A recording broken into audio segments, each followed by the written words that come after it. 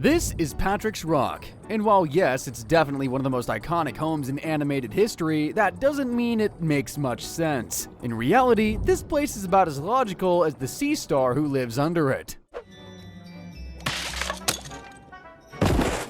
That about sums up what this video is gonna feel like. This house is dumb. Like, tell me, does Patrick have a bathroom in his house? As shocking as it seems, that clip does seem to confirm Patrick has a bathroom, but then again, this is also shown to be what Patrick's house looks like. Night, SpongeBob.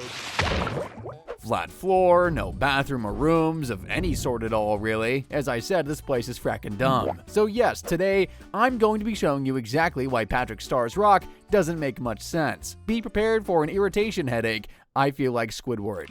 So, here's the layout we're working with when it comes to Patrick Star's Rock. I want you to get a good long look at that. Analyze every detail you can, please. It looks like we have two layers here, a shelled interior to the rock, a nice living room beneath it. Got a good understanding? Cool, great, good to know. Throw all that out the window.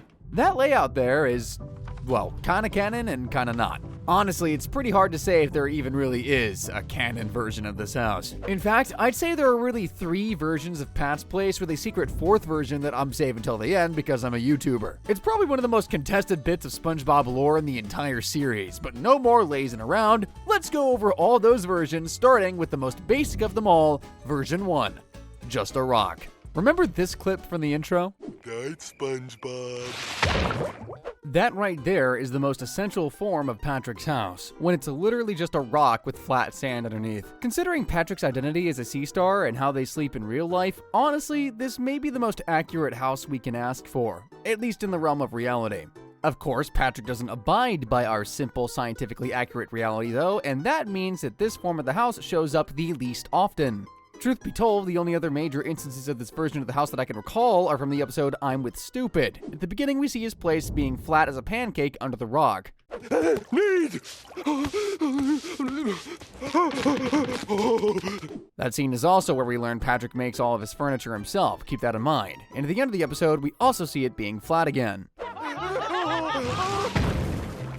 There's also this quick moment in My Pretty Seahorse. Like this starfish. And if we want to get granular, we're dealing with sand here after all, then there's also this scene from Pre-Hibernation Week.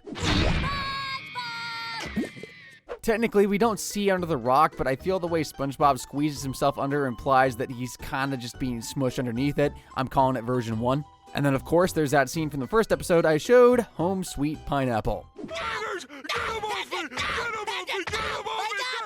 For such a dumb brain, Pat must have an active imagination to be dreaming of giant spiders. And again, while I feel this is the most accurate house both to real life and to Patrick's character, because I feel like he'd be way too lazy to make his own furniture and rooms and such, that really is the least common version of his house. For something more common, we'll probably have to look at version 2, Advanced Laziness. Patrick's second version of the rock is probably most known for this scene in particular. He got hit in the head with 2 coconuts!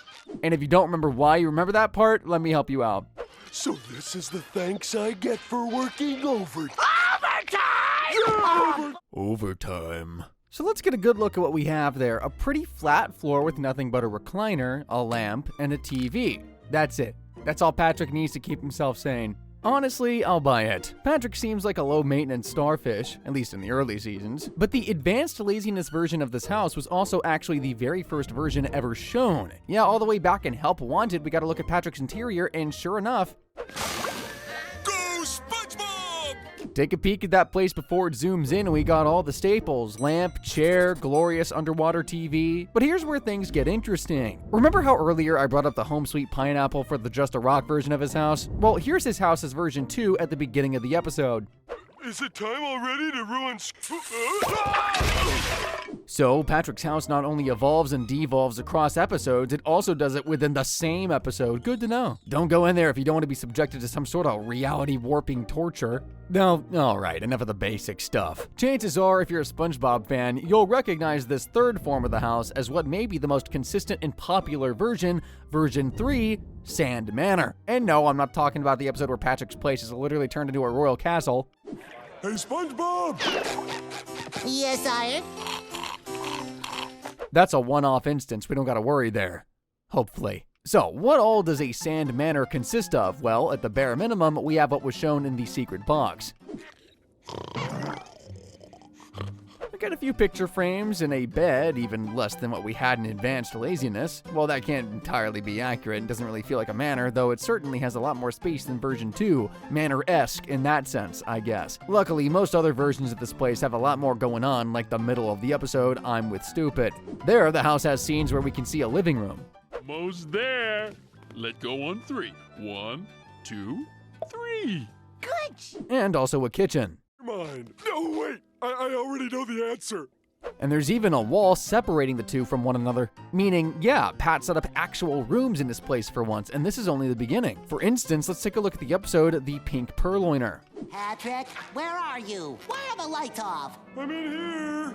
Yet again, we've got a wall leading into another room, which, yeah, turns out to be empty. But also, look at how deep that first room looks, and it has stairs leading into it as well. Deep stairs. Maybe it isn't decked out, but man is it spacious. And then of course we have an episode like Sand Castles in the Sand, where it's sort of still the advanced laziness layout, but with everything made out of sand. Time for what? But for the truly advanced forms of Pat's Place, look no further than these episodes. First, we have the Donut of Shame. This nice deserves to be served on fine china. Now there is a clip of a sorta revamped kitchen. We got a cupboard full of plates and a true table rather than just a fridge like back in I'm with Stupid, which to me feels a bit classier. I'm feeling more comfortable with calling this a manor. Now we gotta look at Pat's living room, as well as a toilet he has just lying about. There's not really a bathroom in the scene either, just a toilet in the middle of the area. Privacy doesn't exist in the Star Residence, I suppose. And speaking of things that don't exist in the Star Residence, Nick! Wait! I can't say I'm surprised by Patrick's stupidity, but I am impressed. And in the episode Rise and Shine, we get an even more detailed view of Pat's more elaborate home. Of course, to start things off, we have the basics, chair, lamp, and instead of a TV, we got a countertop, at least for now. We know how often this place changes. We're bound to be getting a TV any second. Behind some of those basics, though, we can actually see a bit of a doorway leading to another room, similar to what we saw in I Am With Stupid and Pink Purloiner. Do you know where that leads? Not really, but we can probably guess based on the next scene. Patrick. Tartar sauce. I'm out of food again. Yet another addition to the kitchen, a pantry. And considering the way everything was framed earlier, I think it's safe to say in this instance, Patrick's kitchen is once again in a separate area from his living room. But once he manages to get his food open, questions arise yet again. Now, live from Bikini Bottom. So now he has a TV tray, but no countertop like we saw earlier. Is this a second living room area that Patrick has, or did he just reformat the room we saw at the beginning because, well, this place is sand? Who's to say? Actually, how does he power a TV made of sand? And then, as if this all wasn't confusing enough, we get this bit here to cap off the episode. Oh! Gary? Patrick's place is 2 levels, apparently, and also has to be very wide to have him flying like that for so long, and he's got a random closet-ish thing in the middle of that bottom floor. And yes, most confusing of all, Patrick has a bathroom, complete with a tub. Because we all know him to be a guy who bathes regularly. Not like there was a whole episode dedicated to him trying to maintain his grime as much as possible. And then finally we have the episode Pat Heart Squid, which has another instance of a full-on separate room being around. You can take my bed, squiddy old buddy. That may be the most well-furnished this house has ever looked, besides the time it was a castle, but we don't talk about that. Honestly, while I feel like Patrick would rarely have the mental power to put something like this together, I feel like this version of the house is probably my favorite, just because of how creative things can get. If you ask me, version 3 is probably the closest thing to canon we're gonna get. That isn't saying much when we still have scenes like this happen, though. Happy birthday! No! You finally made it!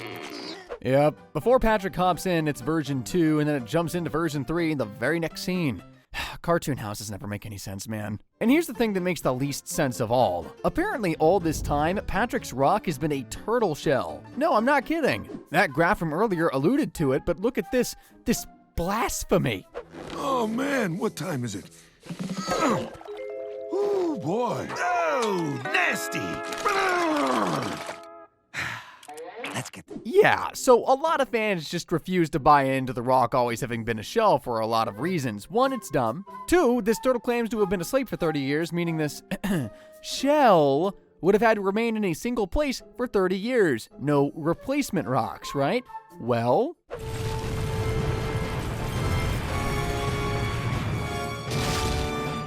plain and simple. This doesn't make any canonical sense whatsoever, so a lot of folks just don't count it in the lore of the series, and frankly, I don't either. I'm willing to admit Pat's house doesn't play by the rules like I've been saying. It is as illogical as the starfish himself, perfectly fitting. But this is just a step too far, man. I mean, come on, talking turtles under the sea. Next, you're gonna tell me the crabs and the squids and the lobsters can talk too. Wait a minute.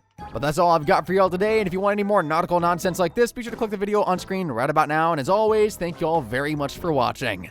Adios!